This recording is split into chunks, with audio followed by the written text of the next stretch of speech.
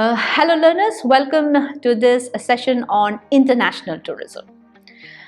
See, there are two main types of tourism. One is international tourism and another is domestic tourism. When travel for tourism, it involves crossing a national border or it involves crossing a national border, then we refer to it as international tourism. Whereas when travel and tourism activities of tourists, they are within the boundary of his or her own country, then we term it as domestic tourism. Now the focus of this particular session, it is on the international tourism. So after this session, you would be able to know about the major tourism markets of the world. You should be able to also know about India's share in tourism, world tourism scenario. Then we would be knowing the major tourist generating markets for India, and then you should be able to appreciate the need for tapping new markets for increasing the market share.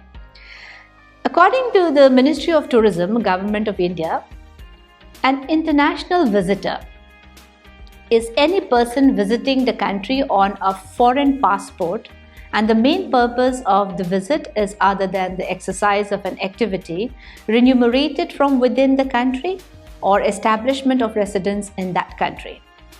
It means when the person is coming not for job opportunity or for employment purpose. So if you look at this definition, there are two segments of visitors which are covered.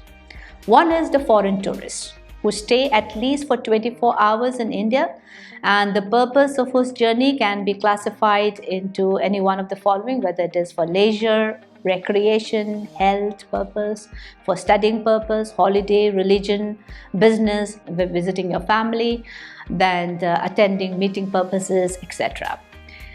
And the following three categories, they are not regarded as tourists by the Ministry of Tourism.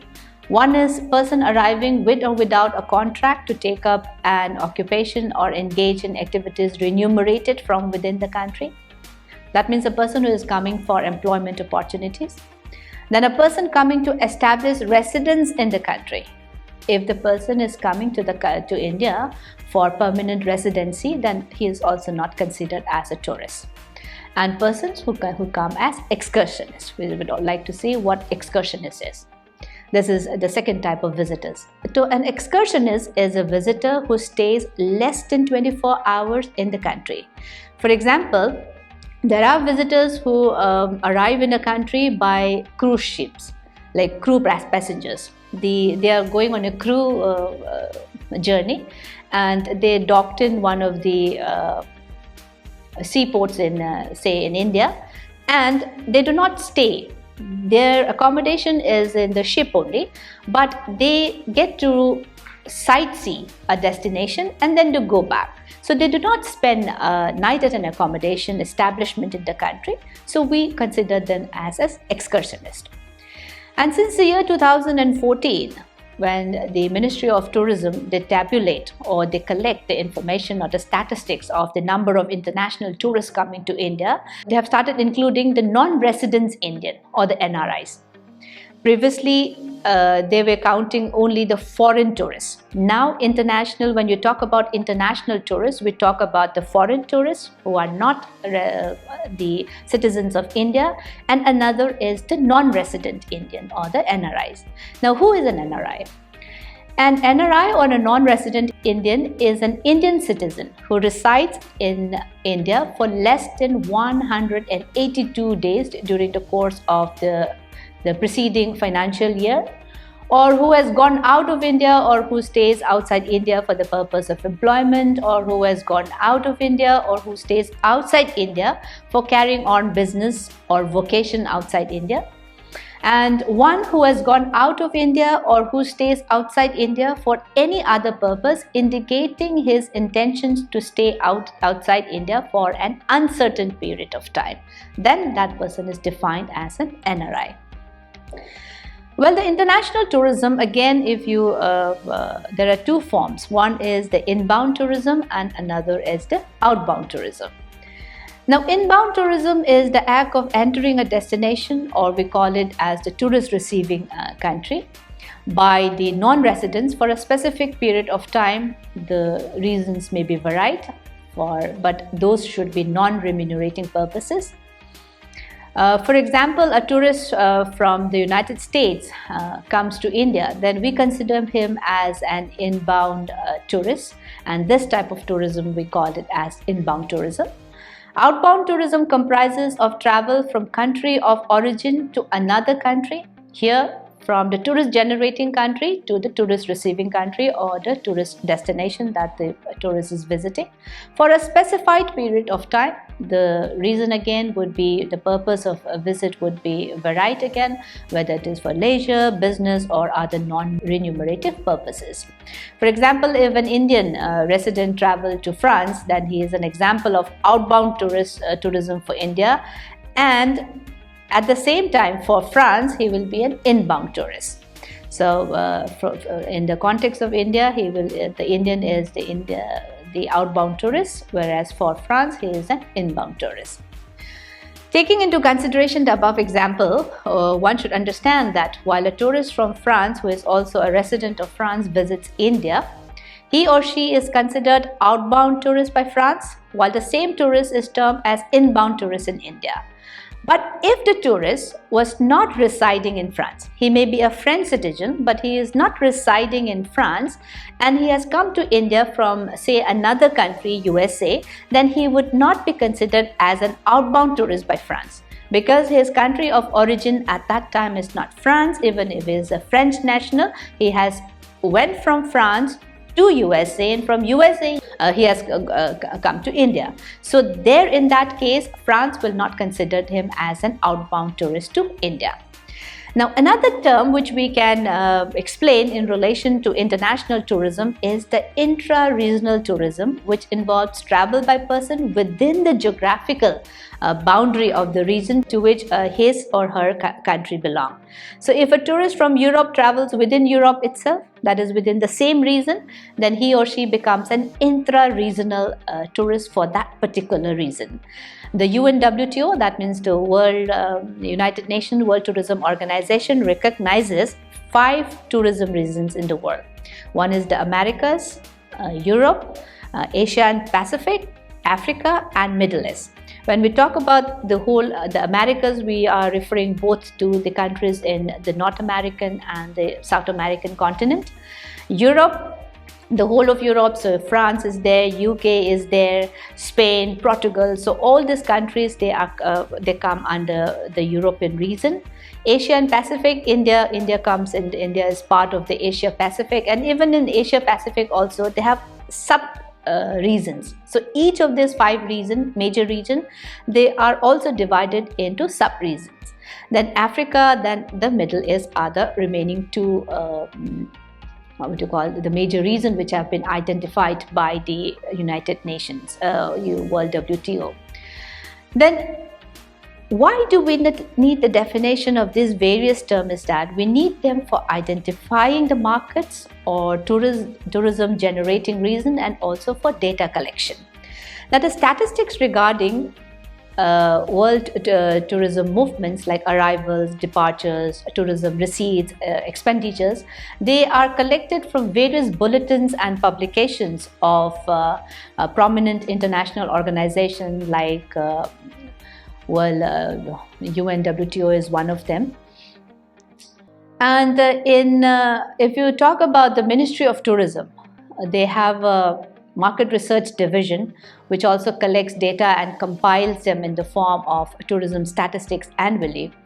In India, the arrival statistics, they are compiled from the disembarkation card, which are filled in by the foreign tourists at the time of their entry into India, and the point of entry may be an airport, the seaport, or the land check, the checkpoint post when they are traveling by land through land routes.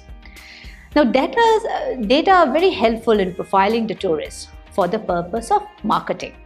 From this data, we get to know how many tourists from which country visit India in which year, and based on that, our marketing strategy can be planned.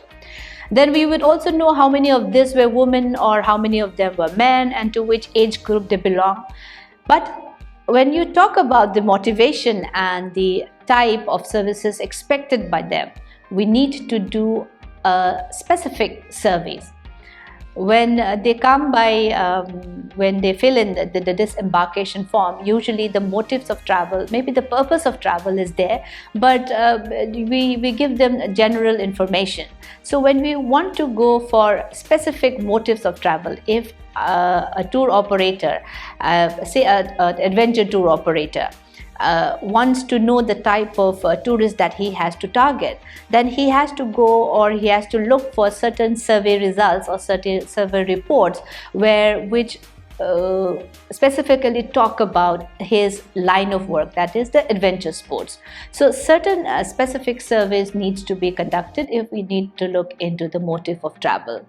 So generally, when we talk about motives of travel by foreign tourists coming to India, they are performed by the tourism officers of the Ministry of Tourism, and these officers, along with carrying out this type of surveys, they also carry out the promotional campaigns, like they advertise and they do the image building exercises for India.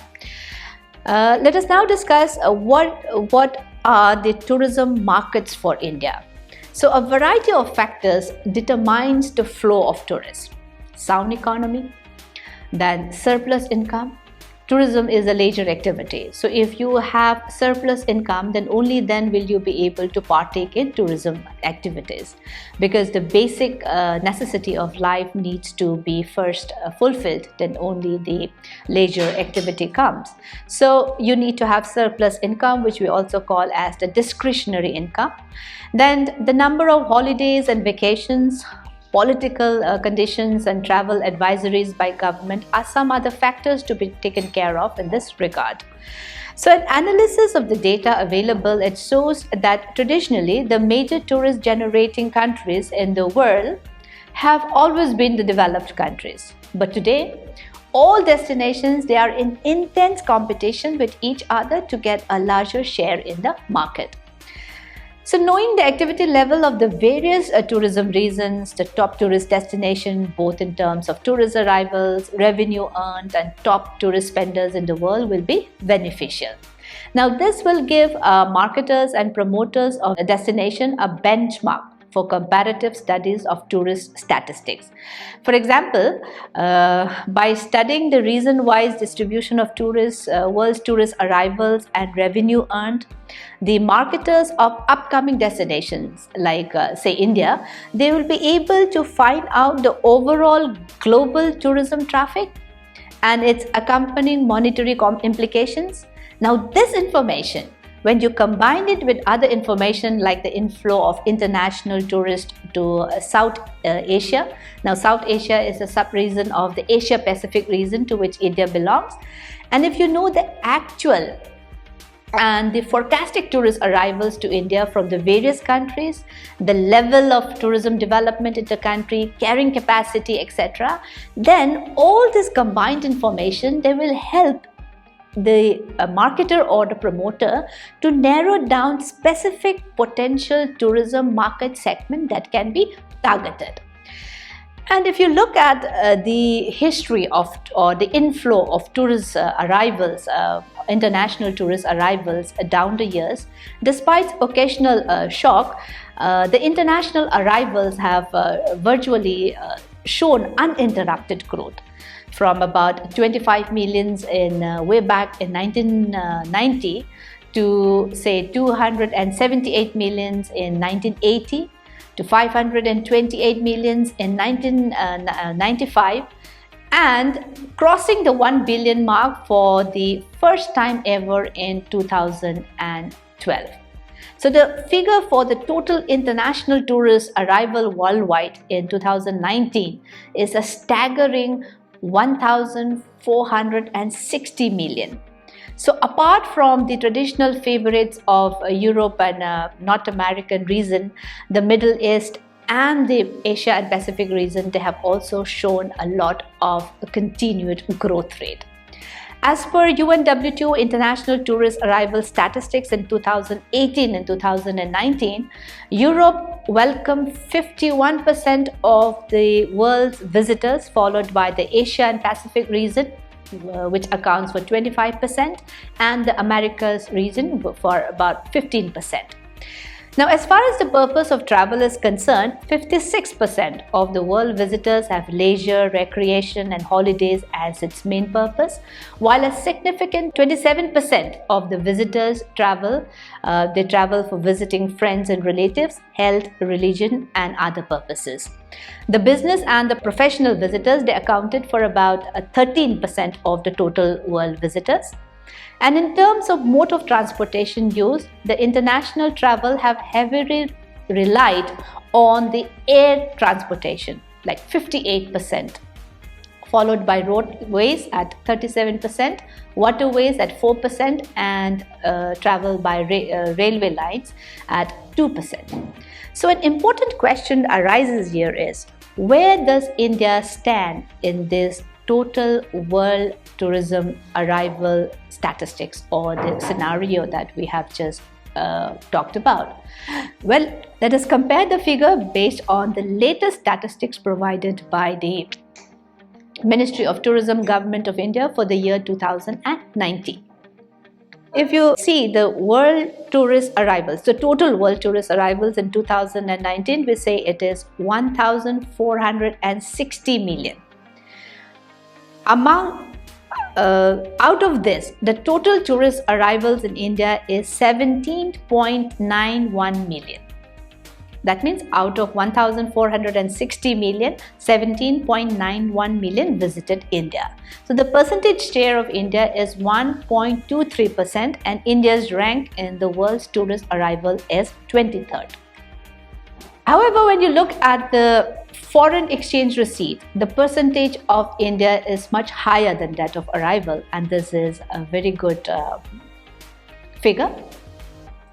The world tourism receipt, we are talking about the whole world, in 2019 was $4,431 US, 4,431 billion US dollar. And the estimated foreign exchange receipt of India was 30.05 billion US dollar. So which takes the percentage of share of India to 2.03%. And India's rank in the world tourism receipt is 12th. That means 12th rank. So in India in 2019, it welcomed 17.91 million international tourists, ranking as the 8th most visited country in Asia and the 23rd most visited destination in the world. So this indicates that in spite of a lower share in arrivals, the tourists spend more in India, and the average length of stay as per the International Passenger Survey is about 16 days. So this is an encouraging trend because many of India's competitors like Singapore, Malaysia, Thailand, etc., they receive a much bigger share in arrival. That means more tourists visit them, but if you compare with, as compared to India, more tourists visit this destination, but with a lesser length of stay. So the number of days which they stay in this competitive destination, if you compare it with the number of days that the tourists stay in India, it is much more in India. For updating the data, you should always refer to the websites of organizations like the UNWTO and the Ministry of Tourism, because they keep on updating the data every year, and tourism statistics, it keeps on changing. See, for a good marketer, it is essential to know where the tourists are likely to go. So this will give them a clear picture about the status where a particular destination stands in the overall ranking and what needs to be done to improve their chances of attracting more tourists. There are two key indicators which should be taken into account while determining the world's top tourist destination. It is always common practice and accepted norm to base the rankings solely on the number of tourist arrivals. But it is equally important and sometimes more important, to consider the tourism receipts of destinations while ranking them. If you look at this figure, you will notice that out of the top 10 countries, 5 of them, namely France, Spain, Italy, Germany, and the United Kingdom, they are in Europe, and they have a combined footfall of around 309 million tourists. Again, Turkey is a country which bridges Europe with the Middle East, so we can say Europe is the most visited tourism region in the world. Now, apart from Europe being the top destination or the most visited region, it is also the region which generates the most visitors, accounting for about 48% of the total outbound visitors worldwide. So it is the most tourist receiving region as well as the tourist generating region worldwide. Asia and the Pacific region, it generates about 26% of the world tourists, followed by the Americas at 17%, the Middle East at 3%, and Africa also at 3%. Now again, since the underlying motive behind every destination's effort to promote tourism is the revenue it generates, therefore it is very important that not only the number of arrivals which matters, the amount of money tourists spend during their stay in a country also matters. Now, one area where destination promoters should emphasize upon is therefore the current trends in international tourism receipts and expenditures. So in this regard, knowing the world's top revenue earners and spenders in tourism will be important. USA records the maximum revenue, followed by France and Spain. If we look at the top spenders on tourism, China accounts for the world's largest spender on tourism, recording $277 billion US. They spent on the tourism activities, and China is followed by the United States of America, Germany, and the United Kingdom. So overall, you have a rough or a broad picture of the type of the countries where tourism receipts or the tourism number of tourist arrivals or the prominent tourism destinations in the world is there. And when we talk about prominent tourism destinations, like I said, we are not focusing only on the number of tourist arrivals. We are also focusing on how much a country earns or how much a country expends when they go to another destination. Now let us look at the market for India. When you talk about India in terms of attraction, it is a destination with a very strong tourism product. We have culture, we have history, architecture, beaches, mountains, religion, ethnicity, you name anything. And traditionally, all these have been the pull factor for international tourists to India. Yet, infrastructure-wise, there have been certain weaknesses which makes it less attractive or less accessible. So we have lack of number of international airport, the huge size of the country, lack of hotel rooms, quality hotel rooms, standardized hotel rooms, or the star category hotel rooms are some of the examples where India is lacking. And because India is also a long haul destination from the major tourist generating markets of the world, this is also another drawback for us.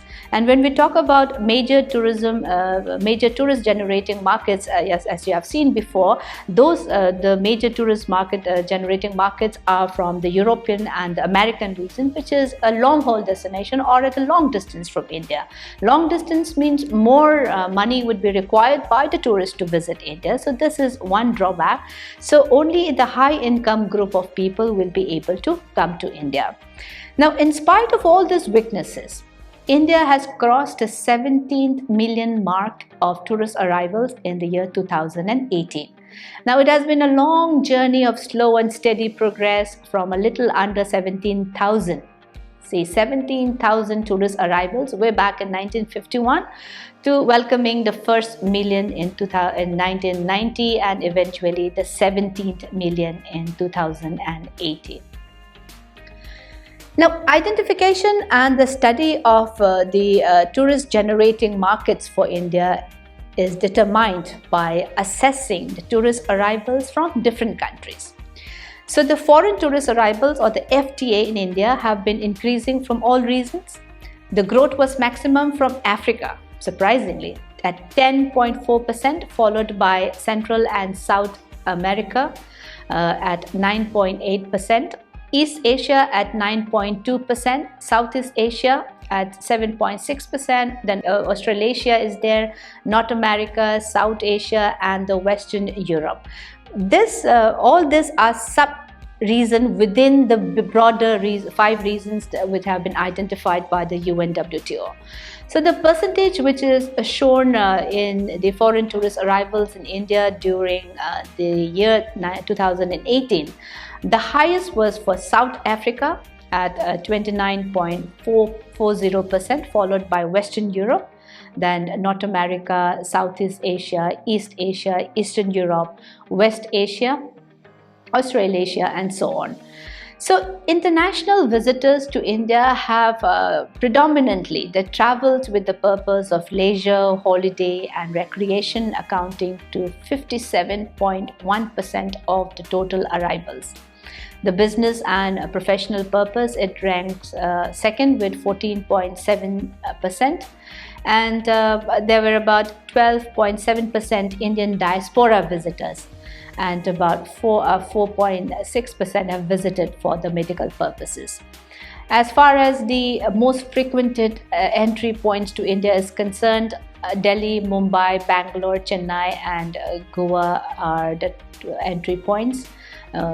Delhi, as you know, is the capital of India. So Mumbai is the business capital of India, Bangalore the IT capital of India, Chennai in the south, and Goa is one of the most famous destination of India. So it is natural that these are the most frequented entry points when foreign tourists come to India. So India attracts visitors from all across the globe, but we also need to know which are the most specific countries where the tourists are coming from.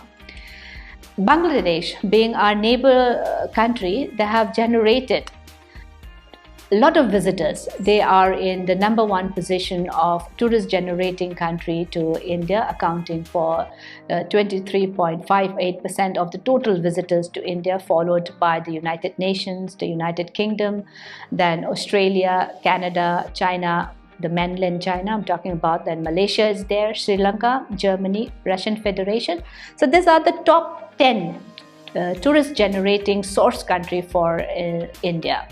Then UK used to be number 1, but it still continues to generate a large number of tourists for India, partly because of the historical connection between the two countries, and partly because a sizable portion of population of Indian origin that still lives in the UK.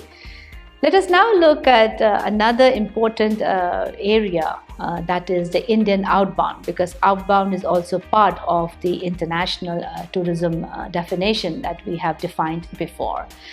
Now, India has been ascertained to be one of the fastest growing outbound travel markets in the world, and this is fueled mainly by the huge population as well as the strong economy. Even if you have a huge population, if you do not have a surplus amount of income, the people do not have surplus amount of income, then tourism will not take place, especially outbound tourism will not take place. So the strong economy, the strong Indian economy is an important factor which has fueled the outbound tourism. And the increase in the number of younger, more educated population who have a greater will for travel, for experimenting new destinations. And there is so many of the companies in India now, they have a provision for paid leaves. Now all these are good indicators for a strong growth for outbound tourism from India. Then India's outbound market, it has gradually increased from 4.5 million departures in 2001 to a massive 26.9 million departures in 2019. So in a matter of just 19 years, the jump has been dramatic. If you look at the figure, then you would know where the Indian foreign tourists, and they have gone abroad. We have given you the figures from 1991 through 2019. Now, Again, Indians are exploring more new regions than ever. Majority of the outbound visitors that travel regionally and hence Middle East, 36%, and Asia, 34%, records more visitation from India. UAE and Saudi Arabia have been the most popular destination in the Middle East. Thailand, Singapore, and Malaysia are the most visited destination by Indians in Asia as per the records in 2019. The third most preferred reason for outbound travel from India has been the traditional favorites of Europe at 17%, Americas at 9%, and Africa at 5%. So if you look at these figures, then you have a rough idea of where Indians are going abroad, which reasons they are going. In terms of percentage, it is also given, so you have an idea where the Indians travel when they go out for holidays from India. Let us now look at some of the factors which affect the growth of Indian outbound tourism. We have already talked about the huge population and the impressive economic growth of the country. Now, the emergence of the great Indian middle class is another factor which accounts for it.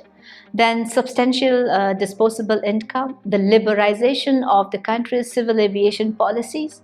Before 1990, it was state-regulated policies. Now, with the open sky policy, we have a number of budget airlines coming into play, and these budget airlines, they are one of the main reasons why, when it comes to increasing the number of outbound tourism from India.